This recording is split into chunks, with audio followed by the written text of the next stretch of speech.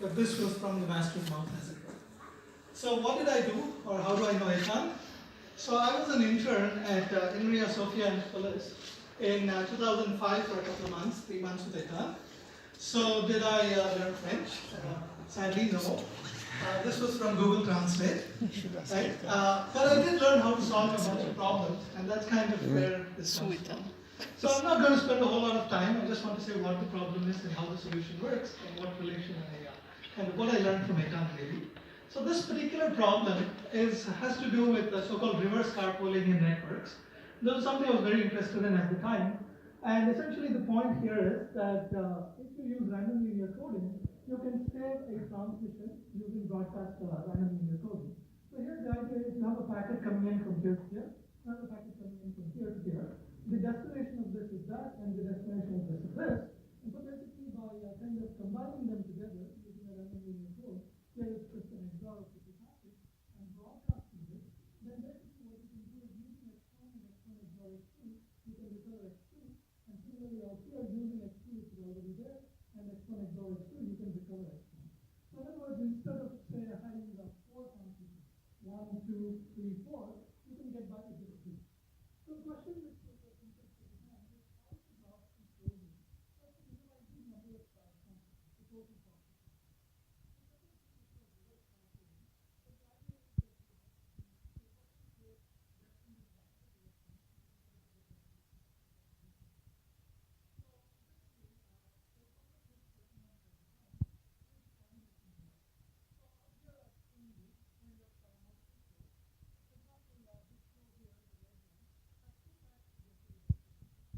The blue one has 2 paths, and this green one, which you can barely see, has 2 paths. In each of these cases, there is a point of intersection.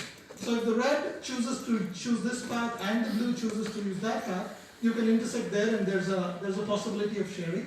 In the same manner, if blue chooses this path and green chooses this path, there's a possibility of sharing there.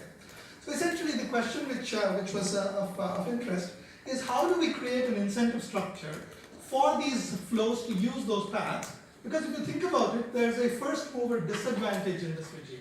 What do I mean by that? If these flows are actually paying on a per bit basis to use these paths, essentially if you think about it, until both the flows are present, you don't get this hyperlink or this carpooling advantage. So the cost function is linear, at least approximately linear. It's got a bunch of mins here. So what's going on here is basically the total cost of the system. Xij is the amount of flow that a particular flow places on a particular path, right? And so this is the overall cost. And here is all the savings. So essentially what happens is the savings at a particular node depends on the lower of the 2 costs, the min of those, and the lower of the 2 flows because you have to combine it. So this is the overall cost of the system because you've got one corresponding to this and one corresponding to that. So essentially the question is how do you get these flows to actually behave in a certain manner that you minimize this overall cost function. So this is what I just described with the 3 pieces of this equation. The question really is how do you go about solving this, right? So I spent the summer in France with Eitan, and I did not learn how to play the piano, of course, but I did learn a bunch of stuff from him. Incidentally, at the time there was a bit of a space constraint at INRIA, and so Eitan very kindly gave me a desk in his office. So it was kind of fun because he would be working in his corner and I would be doing mine.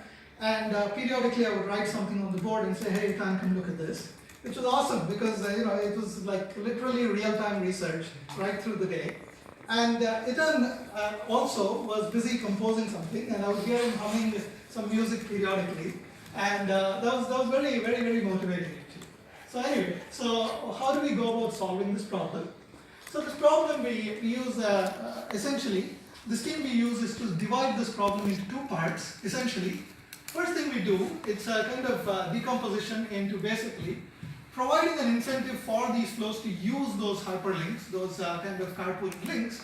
We are providing essentially a free solution, a kind of effectively the kind of reverse of the Lagrange multiplier. It's a zero cost approach to using that. And then allowing the flows to kind of modify their kind of routing profiles based on that, and then modifying that hyperlink capacity, which plays the role of a kind of reverse of a Lagrange multiplier.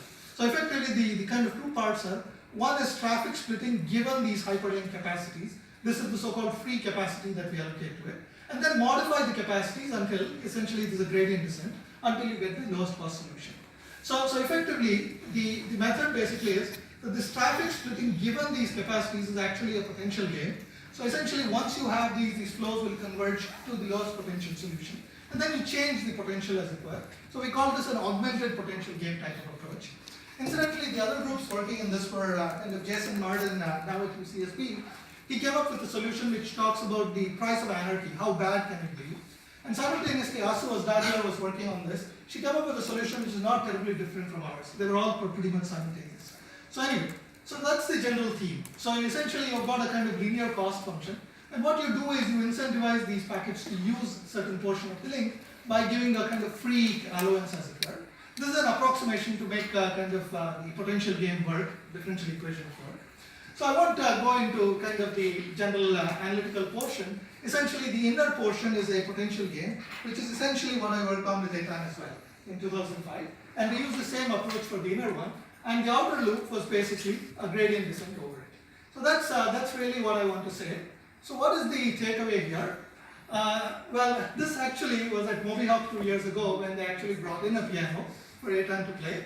So anyway, the key takeaway is that it's possible to align these incentives in terms of selfish routing in this context of this multi-hop network, and we kind of came up with a distributed controller to realize this lowest cost solution.